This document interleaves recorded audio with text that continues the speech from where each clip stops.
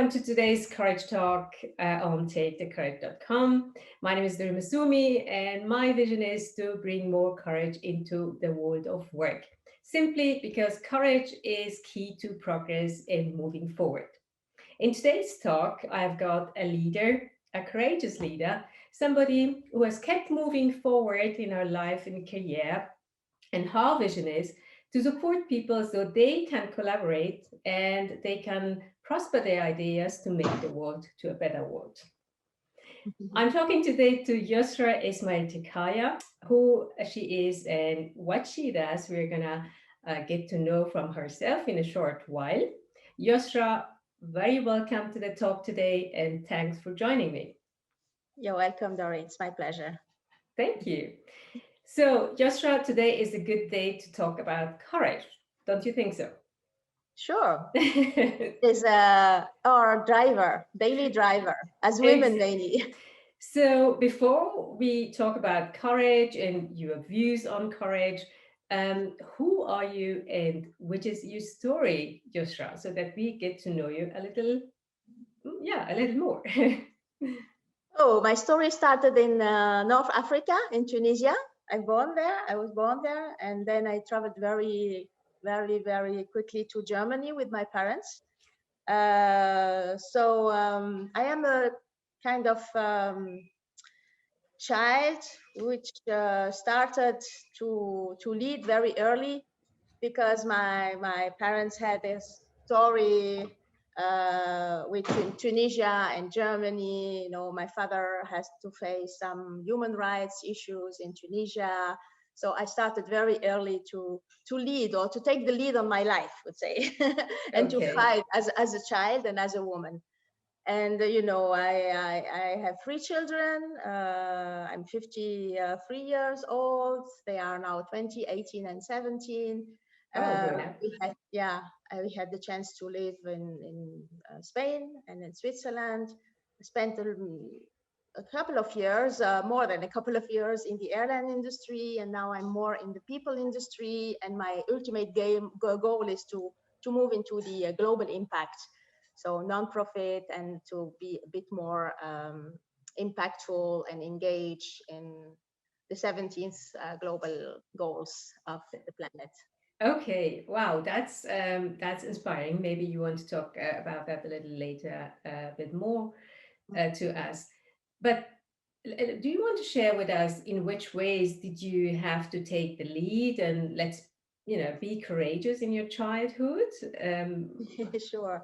So first, it was facing my father, who was a very strong personality, intellectual guy, authoritaire, humanistic and utopic also. So it was really having some challenging conversation with him on political opinions or social opinions or behavioral opinions, etc. So and also in sports, facing him playing tennis. So I wanted to show him that I was able to win. Yeah. And then the second part, less funny, of my life was more when he faced some issues with human rights. And in Tunisia it was a bit challenging. It was at the time of a dictator, and here I had really to face all what happened to my father, and to take the lead on the family, to take the lead on his life, on obtaining rights for him. And it happened that when I was 18, 20. So I won't tell you more details because it's not the purpose.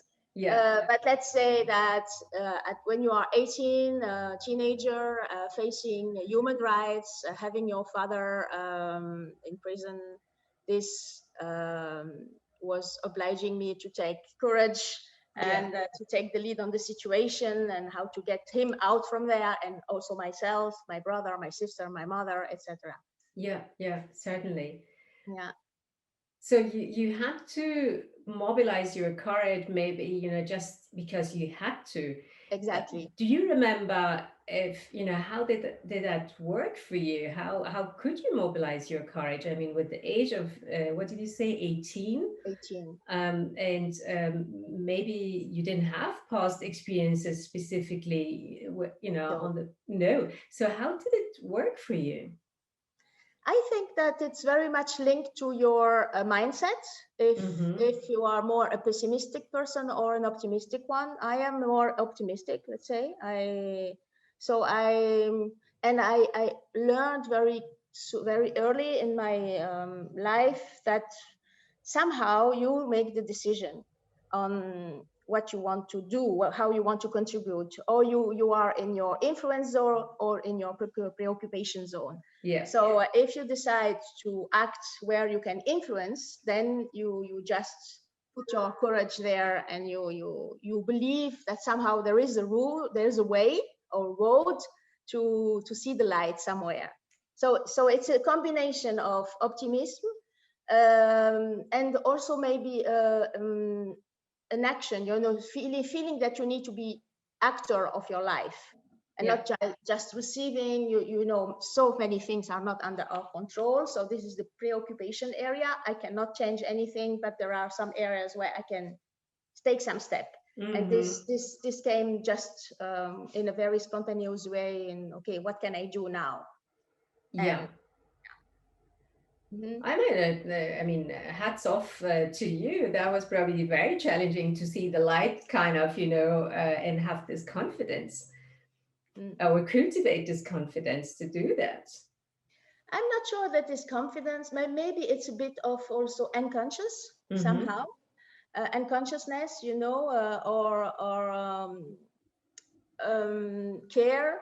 So you feel accountable somehow Yeah. to take care of the others, your father, your parents, and you even don't take time to think. So you just act and do something to bring some changes in their daily life. Yeah. So you So just do it. you just do it. Exactly. As Nike says, just do it. Just do it. Yeah, and let's maybe move on to your career life. In your LinkedIn profile, you write about yourself: a global educator, a holistic leader, and a sustainable talent developer. So, in which ways was courage then relevant to become who you are as a leader in your career path? Yeah, I would say is just each time there is an event happening in my life, even a bad event, then you transform it in an opportunity to grow, to become a better version of yourself. Mm-hmm. And as I am a mix of Tunisian, French, German background, Spanish later, so I feel a bit citizen of the world, and this is where I feel myself that I have a small role, very humble role to play as an educator, to explain how wherever we are and whatever happened in our life, in our childhood, linked to our, you know, luck or unluck, where you are born, so this you never choose. You don't choose where you are born and with whom and why and what is the context you grow in. And then whatever is the situation, if you take the lead and the courage to follow your dream and to make steps in your life, then you can reach some fantastic things. Whatever, there is no limitation. The limitation is in our brain. So So this is the way you have developed your career, where you have had many leadership roles. Where you are currently in your career, do you want to tell us a little bit more about it? yeah, so definitively I see myself as a woman in leadership, because this is where I have my strengths to bring people to from a point A to point B, whatever it is. Of course, I spent the majority of my life in the airline industry, which was fantastic. Then in the people industry and talent development is also, I see my role as someone who will elevate women and men in their leadership, confidence, and also practice.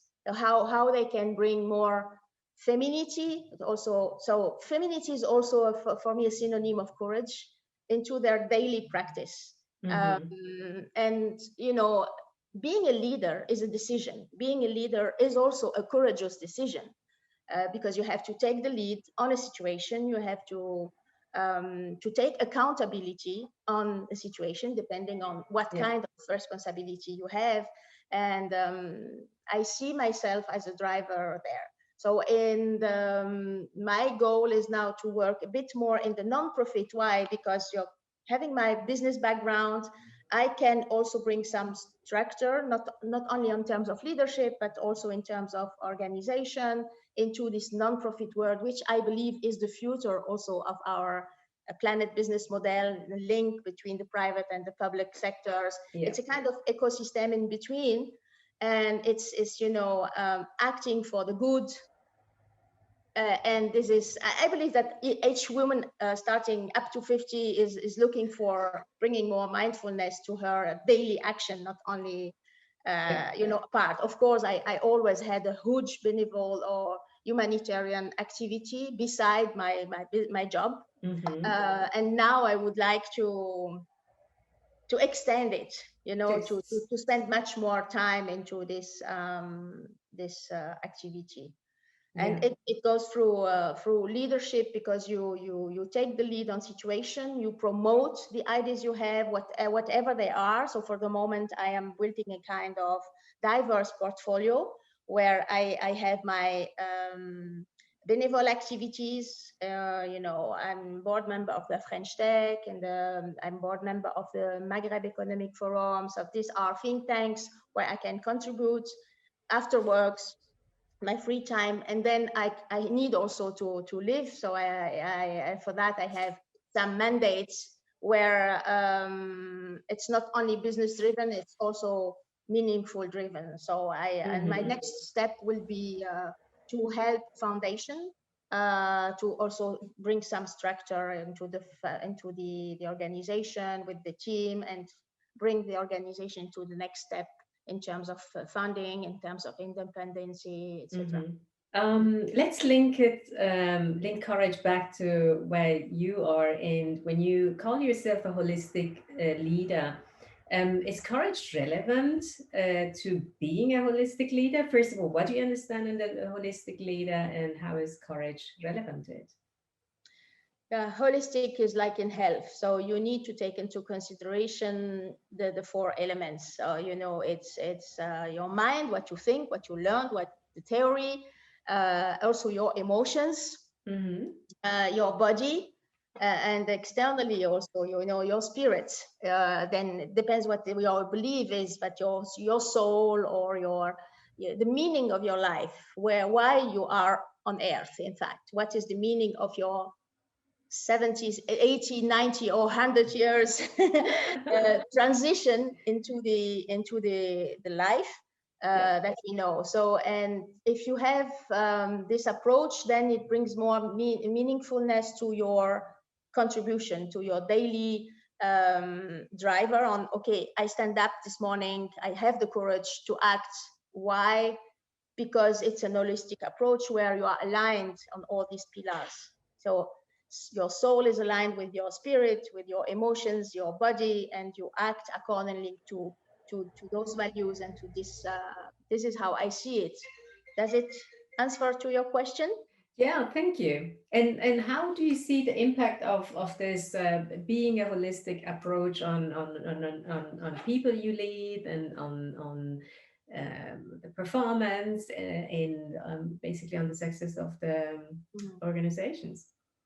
When you lead people, or when you want people to contribute to a collective goal, you need to reach their individual sense of reaching the goal. So what's in for me as an individual? So you need to convince them and to bring something for them. And them is also an holistic approach. It's not only what they think, it's also how they feel, it's also their emotions, it's also their vision of their contribution into life.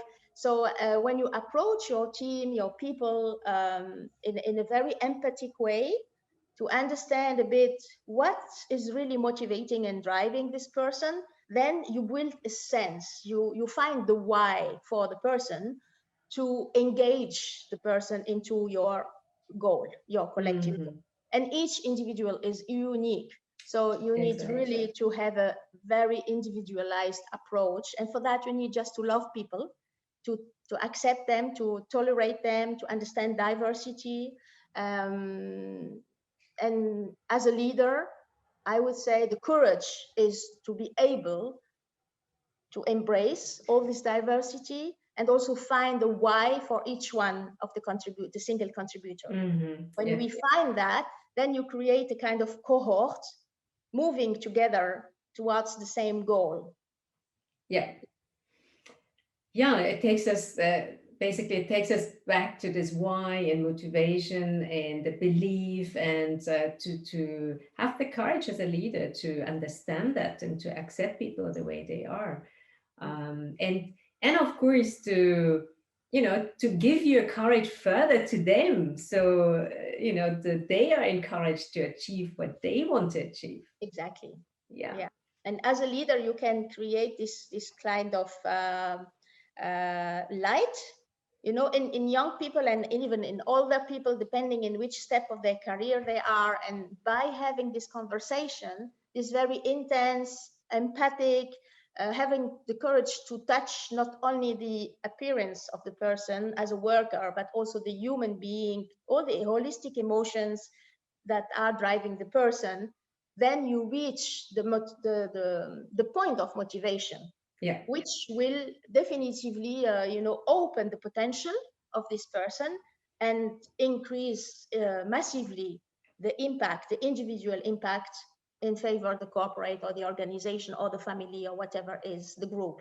Yeah, exactly. And then we have basically the complete circle without forcing it. Without forcing it. Yeah, It's yeah. This yeah, this is this is what I practiced, first without awareness and second with awareness, and it always paid back. So when you invest in people, certainly. then you reach the performance. When you Yeah, take care of the people, um, the people take care of the goals exactly. And that automatically, you don't even have to, automatically. you know, you can have your performance management reviews and whatever. That's a side product. Exactly. So the main, I would say, if we want to summarize it, I would say the main contribution of the leader is to bring sense to things, to bring sense to an action, to translate the figures, the performance, the KPIs in something that makes sense for people to reach it. This is where I believe we have to find the courage to translate it, and the capacity, of course, to Yeah. translate it in a way that people can understand it, bring sense to action. Yeah, thank you for that. Let's talk about courage then. What is courage for you? Oh, courage is accepting or being always aligned with yourself. Having the courage is finding a way in each situation to be yourself and to explain and to identify that you are aligned with your values and what you are doing is aligned with your values, that there is a sense linked to your uh, holistic sense again. So the courage is to be yourself every day. When you face a situation you don't agree how it's happening, having the courage to say it, to say this is not okay for me and why. Having the courage to always be aligned and congruent. I don't know if the word exists in English. Congruent is really this alignment between what I feel, what I think, what my opinion is, what my values is, and what I'm doing Mm-hmm. every day. So addressing in each situation the the purpose and having the courage to say yes or no, not to hide it. Even if being diplomatic is good sometimes, that we learn to have diplomatic way to say exactly what we think on a situation and have the courage to always fight, not aggressively, but pacifically, so be a pacific warrior. This is for me the courage to reach your goal, your individual goal or your belief, what is right and what is wrong. So Mm-hmm. always being in the side of the right from your understanding is for me the courage. If we wanted to connect it with the way you always mobilize your courage, so at that time when you was younger, when you were younger, so you kind of were forced into it, you had to take the lead and take care of your family, etc. How do you do it now whenever you need courage and you have to mobilize it? Is there a formula behind it? Is there a pattern, how you do it? Yeah, I think that when we all have some days with and without, and when you come into a day where you don't have the energy to stand up and to fight for something, or just to contribute to a cause or to your daily work, then what helps is, I would say, the belief that each action is a kind of small water in the ocean. It's also the starfish story. You make a difference every day for someone, or for something, or for a situation. When you believe that, it's also self-confidence, because with humility, you think somehow that you can make the difference today for someone or something. And this is the main driver. This gives you the courage. If you know that, then you find the courage to make this difference for someone or something every day. Oh, that's nicely said. And humility is, I think, an important key factor there. Yeah. It's very important, yeah, to put ourselves in in the position we are, and act with humility. We cannot change the world, but we can contribute with humility at our level. So, and this is where, when you have this belief, then you have the courage to do great work, because you know that it's not only yours, it's yours and the others. So you play a role of contagion among the community you act in, to bring a collective vision. If everyone thinks the same way, if everyone makes a difference every day in a small piece where you act in your area of expertise, what you are doing, working on courage, for example, this is what you are doing, taking the time to do this talk with me and with other women and men. So you are contributing to developing this awareness on why courage is important, how do we recognize courage, how can we develop awareness around it to develop it further, etc. So we can also disseminate this courage, which is a main driver to transform bad things into positive things. Yeah. Yeah. That's nicely said. We talked about the impact of courage on when you are courageous as a leader, and how you can encourage the others and your employees, and that obviously leads to success of organizations. How could organizations cultivate a culture of courage, in your opinion? I think first is allowing the mistakes. It's having a clear, addressed policy of safeness for the employees to do mistakes.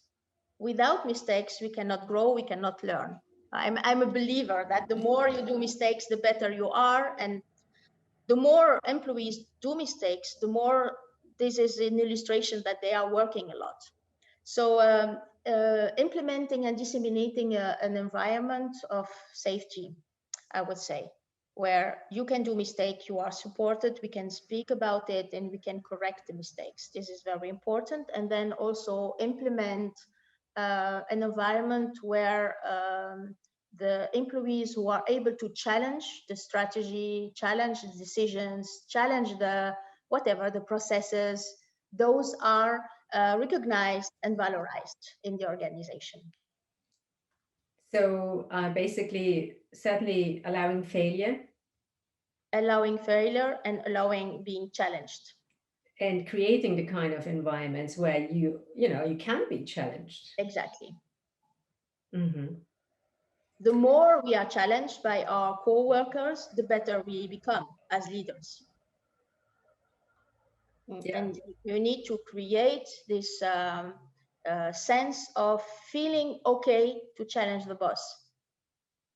And the more you do that, the better you are, because you open your ears, you listen to what they think in a very open and constructive way, and they help you to do less mistakes. Exactly, because those are all learnings. Exactly. So if we connect learning, when you say, learning from failures is relevant, and we connect it with lifelong learning, which is, connected with the continuous learning, especially in these times of crisis and the age of digitalization. How do you see that connected with courage? Does it take courage, or how courage is relevant to be a lifelong learner? Definitively, because to be a lifelong learner, you need courage, because every day you need to reprocess what you've learned. You need the courage to accept that what we've learned is not correct, is not anymore the truth. So you need to face this, to accept that what you've learned is not anymore the truth. You need to relearn, and you need courage to do that, because it's not never ending. It's also like you are building a learning curve. You think that this is the truth, and one day you discover that what you thought was the truth is not anymore the truth. So you need to readapt, and for that you need courage to face it. This is for me the first step. You need courage also to constantly, it's like you have a baggage, and you need to take out some elements to put in some new elements. Exactly. Not Yeah. then it's too heavy. You cannot take it your lifelong. So you need to de-learn so that you can relearn. You need Exactly. to reskill and upskill, and for that you need to somehow find the courage to let go things that you maybe spend so much time in your life to learn and to understand. Exactly. Yeah. and Yeah. Yeah. and this is what digitalization brings. This is what AI brings. This is what millennium way of thinking brings. The mindset has changed. And for us, sort of 50 plus, we need courage to accept this dynamic of the future every day, which is fantastic. But personally, I don't think I need a lot of courage there, because I love it. I'm kind of stepped up by this. I love it. But I see that in my generation, sometimes it's challenging to accept the new way of thinking. Or yeah, the generational gap exists. This we have to accept it, and we need to have the courage to see that this diversity brings us to a next step between the generation, and also the diversity of thoughts, of behaving, cultural diversity, etc. Yeah. And the courage to be open to learn from younger people, and the courage, as you say, to be open to get rid of what's not needed anymore. Exactly. One job, one employer for I don't know how long, and then yeah, it's just not the future. Exactly. Yeah, the courage just to uh, forget about the past and look forward. You need courage for that. Yeah. We tend also to keep the stability. We need it for to be structured. We need it for our self-confidence. So when you don't know where you are going to, then you need courage to accept this non-visibility. The VUCA word. To navigate in a VUCA world, you need Exactly. courage, because you don't know exactly where the destination is. You need to take the courage to accept having the journey and enjoying the journey, even if the destination is not clearly set. Exactly. And I think you bring it to the point with this last statement. I mean, so far, things have been so clear. My next career steps, I know exactly where I'm going to be in 20 years' Yeah, time, no, same employer. And now it's about, hey, taking the courage to just go and learn and enjoy the way to it. but we took kind of an uncertainty. We don't know which jobs are going to be on the market there in 5 years' time, in 10 years' time. But it's about, yeah, the courage to do the best out of the situation for ourselves, to take the chances and create opportunities. Exactly. Well said. In fact, 80%, more than 80% of the jobs in 2030 are unknown today. They Exactly. are Yeah. not designed. So having the courage to be part of the story and the journey in creating those future jobs for our kids, for our future generation, in respect of the planet, this is also, yeah, I'd say it's a chance. Even don't need courage for it. It's a chance Yeah, that we can certainly. contribute to it. But we need to have the courage, accepting that the majority of the known job of afterwards wars two was that will not exist. And Yeah. if we are lucky, you and me, we will see some of them. Exactly. Okay, then let's get back to you. When did you last face up a challenge whereby you really needed courage? um, I would say the day where I had to move from the latest one. Yeah. Okay, I won't bring you back to my childhood, but the latest one was I found myself suddenly from a day to another moving from a family of 5 people, so me, my husband, my 3 children, to being alone in Zurich with the new family setup, with a new job, with a new contribution. This was for me the most challenging. I spent 20 years with 5, so like you can imagine a dynamic 5, and finding yourself then alone. Yeah. This was the most challenging period, I would say. And that was And temporary, kind of. it was temporary, but it helped me. Say courage was to in fact to accept the situation, Hmm. accept that I could continue to live with my family, but in a new setup with distance. So I did that before Corona. So the good thing is that when Corona came, we were trained to it. Exactly. You were ready. I was ready, exactly. Okay, that took a little courage, obviously. And how did you mobilize that courage? How did you go through that period? I would say is the volunteer to keep the family together, the volunteer to keep the family together despite the distance. This is what mobilized the courage to make it Mm. happen. So each individual of the family needs to do its part of the job. And Yeah. mine was to be happy and to find the sense of life, despite that I was from a day to another moving from 5 to 1. So and my part of the job was to make it happen, to be happy, Uh-huh. because if you are happy, then the family setup is also happy. Okay, that's nice. And now it's different. Yeah, you are together with your family and used to um, Zurich and Now it's getting a bit back. Now I have 2 children in Lausanne, one son in Tunis. My husband is traveling back and forward, so we are a mobile family. you're a global family. A global family, yeah. um, do you have a role model, a person who inspires and encourages you on your way, be it private or in your career life? I have a book or an author, which is not really a person, I would say, Mm-hmm. or those person exist not does not exist anymore in this life. So my grandfather, my grandmother, those are inspiring persons for me, and I would say, yeah, And the why? Why are your grandparents inspiring for you?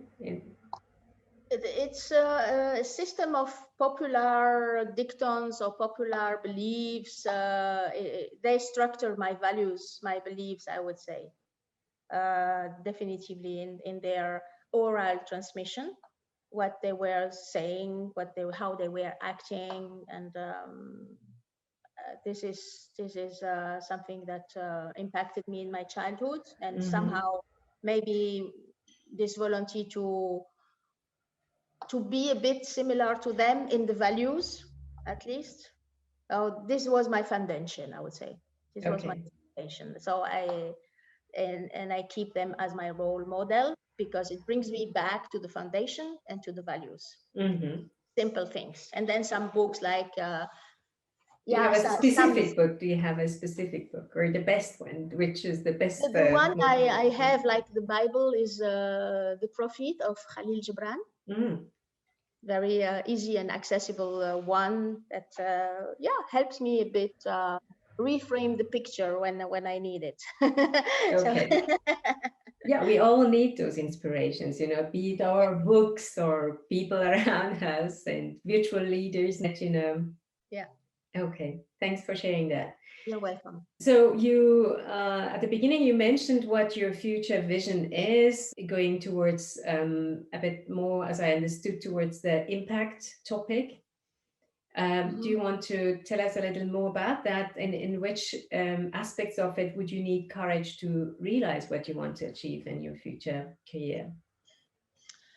I need courage first to accept that I am able to move from a pure business environment or sector to a pure non-profit.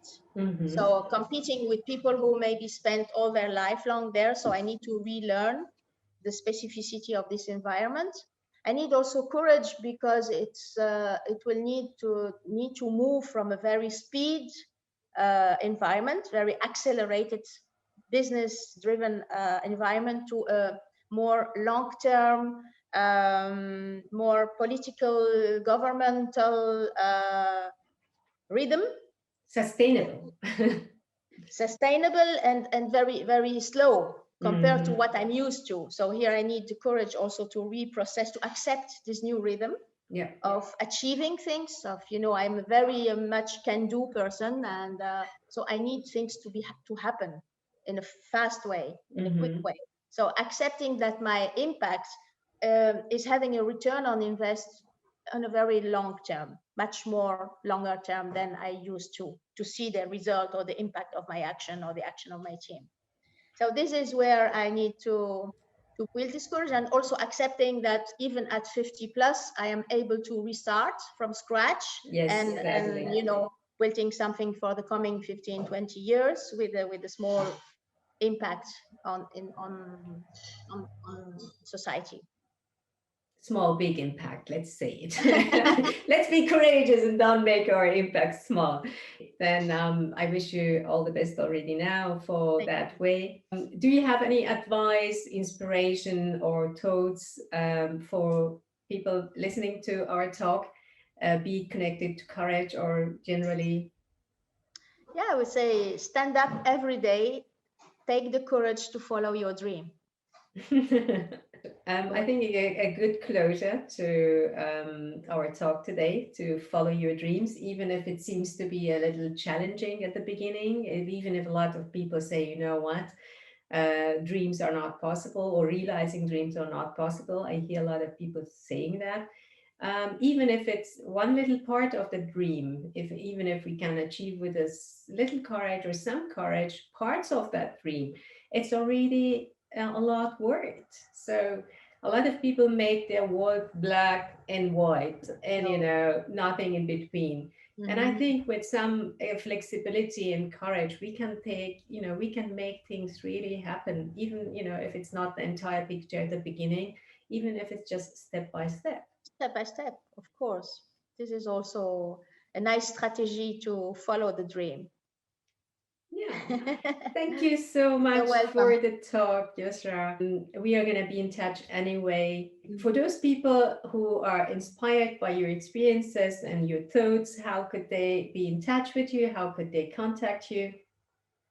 On LinkedIn. This is the best way to connect with me. Okay, Yosra Ismail Tekaya, and I'm going to have your name and then maybe the LinkedIn link then on the video anyway. Yeah. Okay, thank you so much. You're All the welcome. best, and let's be in touch. Thank you, Dory. Bye-bye. See you soon in Zurich.